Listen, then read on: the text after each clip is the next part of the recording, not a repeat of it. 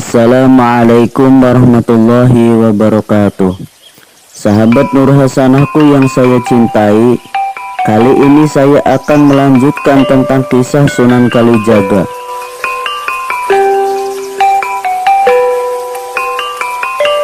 Oke sahabat Nur Hasanahku, pada suatu ketika setelah diusir dari kadipaten oleh ayahnya sendiri, Raden Said mengembara tidak tahu arah dan tujuannya mau kemana.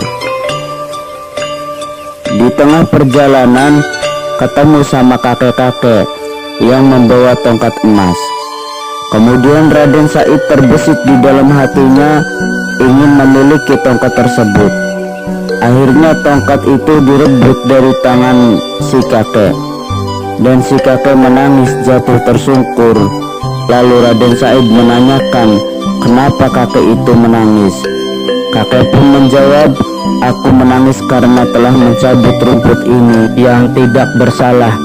Lalu kakek itu menasihati Raden Said. Salah satu nasihat yang menyentuh hati Raden Said adalah tentang perbuatan mencurinya itu. Perbuatan itu sang kakek mengibaratkan mencuci pakaian kotor dengan air kencing, hanya akan menambah kotor dan bau pakaian tersebut. Raden Said pun tercengang dengan ucapan kakek itu. Kemudian kakek itu menunjukkan tongkatnya ke arah pohon aren, dan seketika terlihat seperti emas oleh Raden Said.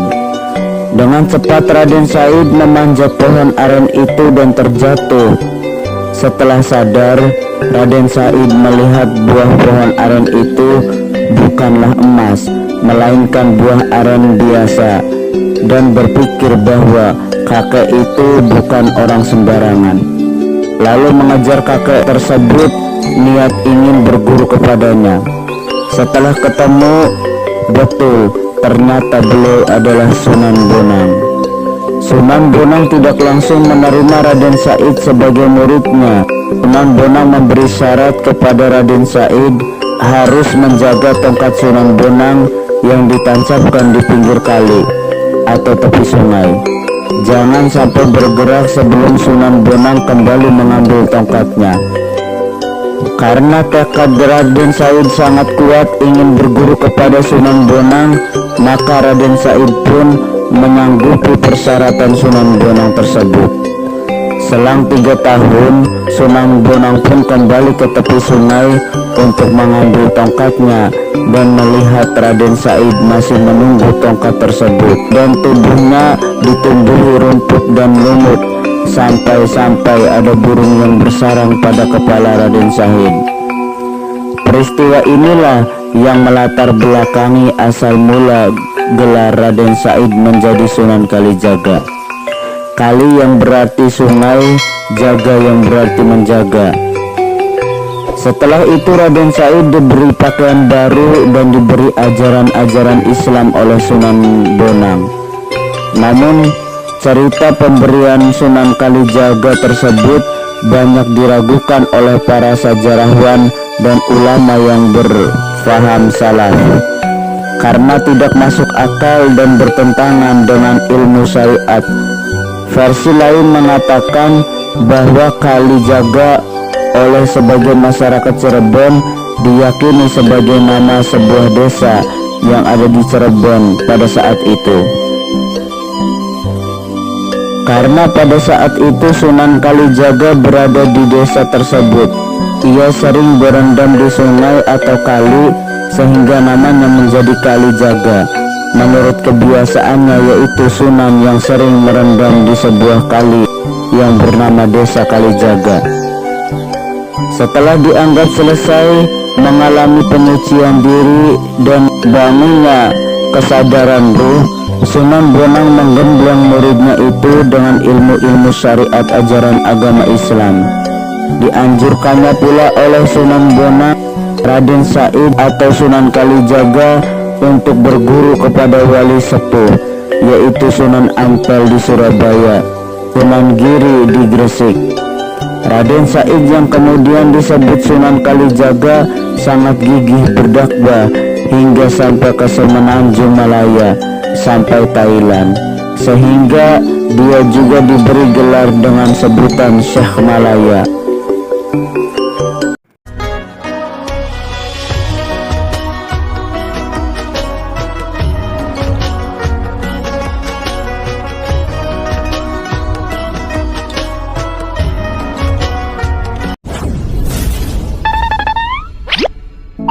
Hai, jangan lupa subscribe dan hidupin tombol loncengnya.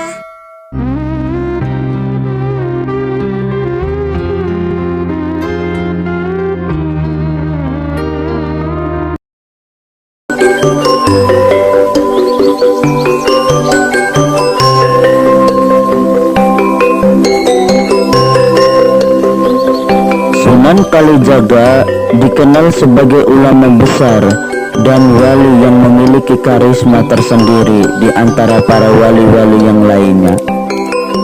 Cara dakwahnya sangat luas.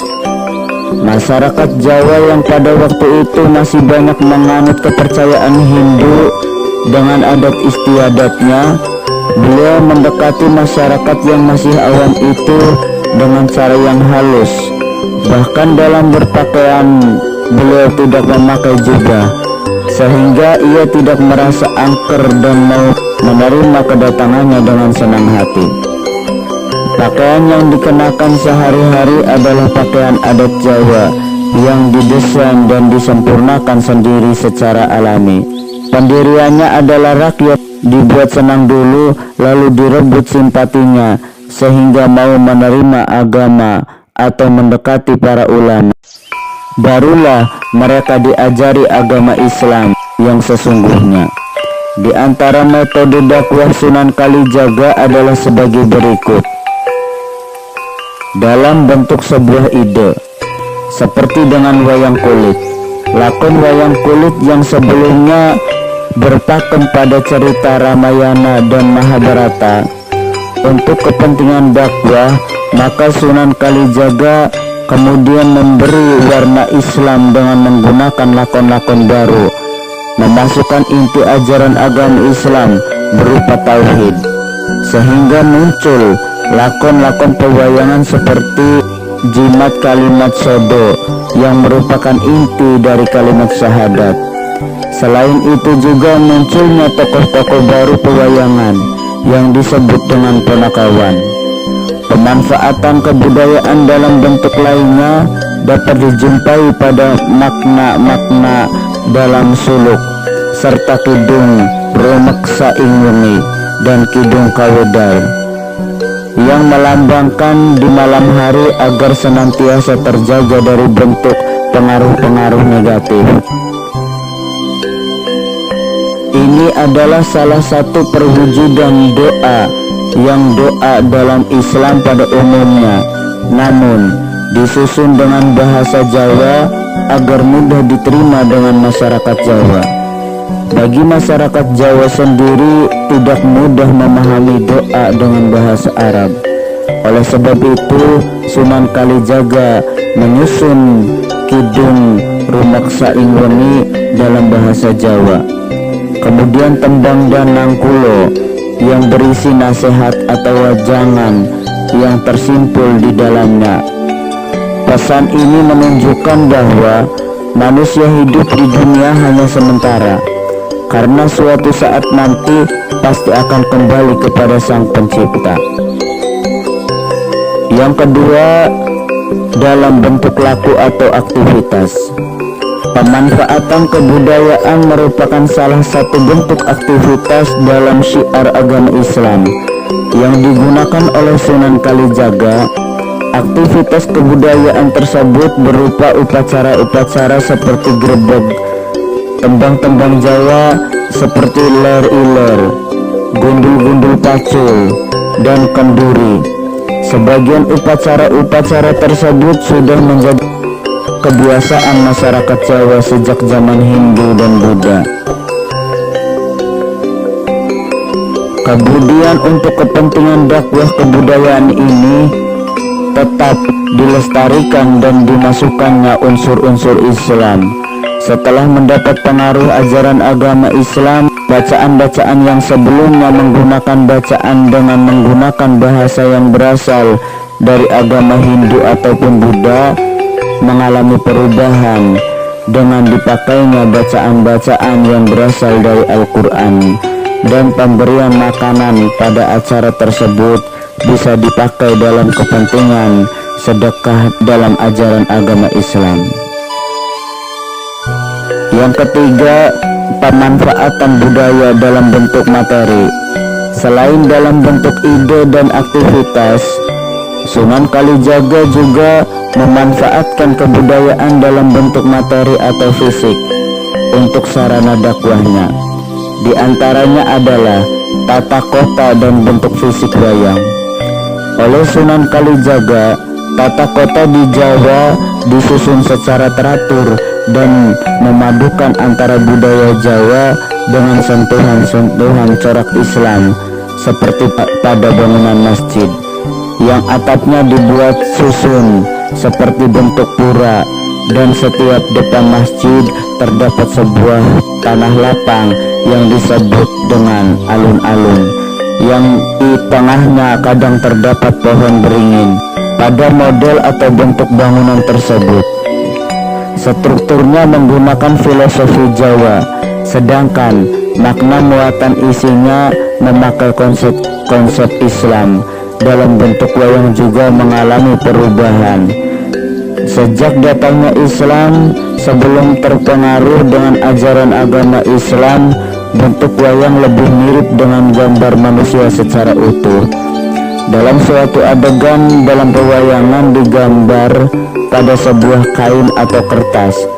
Karena ini merupakan suatu larangan dalam ajaran agama Islam, yaitu menggambar makhluk yang menyerupai ciptaan Allah, maka bentuk wayang diubah Sunan Kalijaga dengan sedemikian rupa dengan menggunakan bahan kulit binatang dengan bentuk pipih, hidung dimancungkan, tangan dipanjangkan sehingga tidak menggambarkan manusia pada umumnya.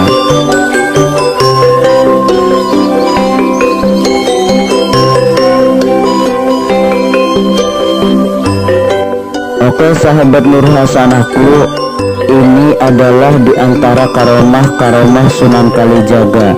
Di antaranya adalah yang pertama, Sunan Kalijaga bisa menghilang.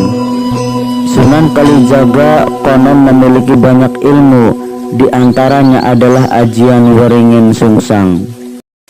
Yang kedua, Sunan Kalijaga bertapa dalam waktu lama. Zaman dulu bertapa adalah hal biasa yang dilakukan. Nah, konon hal tersebut dilakukan Sunan Kalijaga dengan waktu yang cukup lama. Namun demikian dia tetap memperhatikan masyarakat setempat, salah satunya untuk belajar bertani. Karomah yang ketiga Sunan Kalijaga yaitu sholat Jumat di dua tempat berbeda dalam satu waktu. Kedua tempat tersebut di Jawa dan di Arab Saudi. Di sisi lain, hal tersebut mustahil dilakukan, tapi ini adalah karomah atau kelebihan yang tidak bisa dipelajari dan hanya dengan kehendak Allah proses terjadinya. Karomah yang keempat Sunan Kalijaga yaitu bisa mengubah tanah menjadi emas. Hal ini diperlihatkan Sunan Kalijaga pada Ki Ageng Pandanarang yang kedua, yang dalam menjalankan kepemimpinannya dengan sombong atau congkak. Yang kelima, mengubah beras menjadi pasir. Karomah lainnya Sunan Kalijaga adalah mengubah beras menjadi pasir. Hal ini ia buktikan karena merasa sedih dengan rakyatnya di sebuah dusun yang miskin dan kelaparan, sementara kepala dusun hidup mewah dari hasil jerih payah warganya.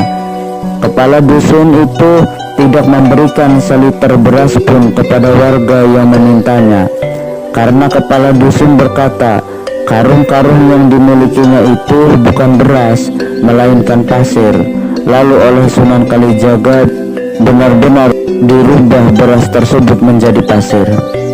Yang keenam, memiliki tubuh yang kuat. Ilmu yang dimiliki Sunan Kalijaga bisa melindungi diri sendiri dan orang lain.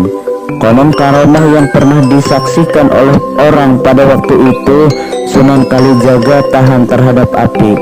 Tubuhnya tidak mempan meskipun seluruh tubuhnya dibakar dengan api. Yang ketujuh, karomah selanjutnya Sunan Kalijaga yaitu bisa berjalan di atas air. Itu saudara beberapa karomah Sunan Kalijaga. Oke sahabat Nur Hasanahku, Sunan Kalijaga beliau dimakamkan di kawasan pesisir pantai utara Jawa Tengah, tepatnya di Desa Kadilangu, Kecamatan Demak, Jawa Tengah. Sampai saat ini banyak orang yang berziarah ke makam Sunan Kalijaga.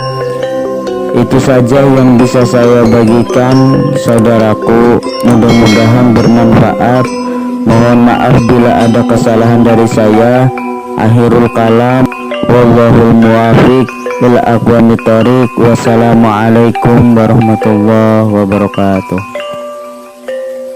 Suatu masa di Pulau Jawa, ketika agama Islam sedang menemui jalan untuk merambah dan mengakar di hati masyarakat, aku, Sunan Kalijaga, menjadi seorang ulama yang memegang peran besar dalam penyebarannya.